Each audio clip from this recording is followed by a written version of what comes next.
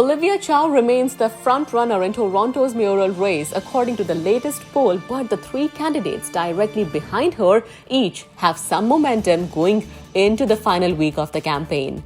The new poll was released by Forum Research that puts support for Chow at 31% among decided and leaning voters, which is down 3 percentage points from last week and 6 percentage points from the week before, when she was favored by 38% of voters. Second place is for Mark Saunders at 15%. Saunders has made a 1 percentage point gain for 2 consecutive weeks and has not seen this much support since Forum's May 13 poll, when he was favored by 18% of leaning or decided voters. Anthony Furey has continued his steady ascent, gaining 2 percentage points compared to last week and holding on to third place with 13% support. But Furey is now tied with Anna Bailao, who saw the biggest jump in support among the top 7 candidates compared to last week, when she was favored by 10% of leaning or decided respondents. Bailao has steadily gained momentum in the polls. Josh Matlow remains in 5th place and is polling at 9% for the second consecutive week, down from 12% 2 weeks ago. Mitzi Hunter 6%, Brad Bradford 4%. For the second consecutive Forum poll, 10% of decided or leaning voters say they are voting for some other candidate. 12% of respondents remain undecided. Among those surveyed, the most important issues in the mayoral election are housing affordability and the cost of living and inflation, consistent with previous weeks. Torontonians just have 1 week to decide who they will be voting on Election Day, set for Monday, June 26th.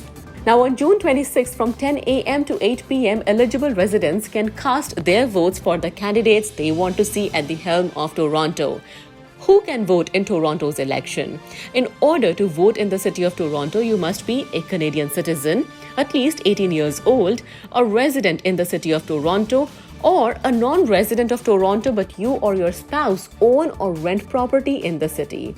Not prohibited from voting under any law. Now, who is not allowed to vote? You are prohibited from voting if you are serving a sentence of imprisonment in a penal or correctional institution, are acting as executor or trustee, except as a voting proxy, or have been convicted of a corrupt practice. Voting in person on election day. You have to go out in person on election day at your specified voting location. If you rent or own your property in the city, you must vote in your ward. To find your correct voting location, you can use My Vote web portal.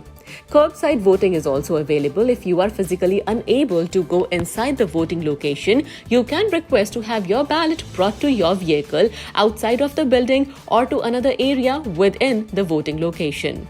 If you are unable to vote in person during advanced voting or on election day, you can appoint a proxy to vote for you. Your proxy must also be an eligible voter. Now, if you are already registered to vote in the city of Toronto, you should have received a voter's information card in the mail. This is not mandatory to vote but will speed up the process on election day.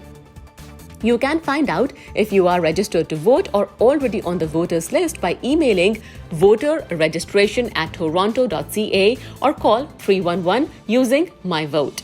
You can still vote on Monday if you are not pre-registered. You will just need to register day off. To do so, you will need to bring proper identification. Now, what is considered proper identification? Photo identification is not mandatory. Your voter information card will not be accepted as identification. Now, examples of acceptable voting ID include government issued, bank issued, utility bill, employment issued cards. There are 102 candidates registered in Toronto's 2023 mayoral by-election, and your employer is required to allow you 3 hours in which to vote on election day. If you are a student from another municipality living in Toronto for school, you are eligible to cast your vote for mayor. Your address is considered to be either your current Toronto residence or, if you are temporarily without a Toronto residence, the address where you most recently lived in Toronto during your previous academic term will be accepted. If you are an eligible voter but do not have a permanent address, you can still vote in Toronto's election. The city says if you stay at a shelter or spend time at a drop-in center, look for information cards and posters with details on the closest voting location to your shelter. Instructions on how to vote will be made available in 26 languages at each voting location and online. IPTV.